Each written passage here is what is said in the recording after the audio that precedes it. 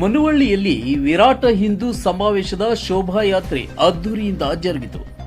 ಪಟ್ಟಣದ ಹಿಂದೂ ಸಮ್ಮೇಳನದ ಸಂಚಾಲನಾ ಸಮಿತಿಯಿಂದ ವಿರಾಟ ಹಿಂದೂ ಮಹಾಸಮ್ಮೇಳನದ ಭವ್ಯ ಶೋಭಾಯಾತ್ರೆ ಶನಿವಾರ ಸಂಜೆ ಪಟ್ಟಣದ ಕಾಳಿಕಾದೇವಿ ದೇವಸ್ಥಾನದಿಂದ ಸೋಮಶೇಖರ ಮಠದ ಮುರುಗೇಂದ್ರ ಶ್ರೀಗಳು ಚಾಲನೆ ನೀಡಿದರು.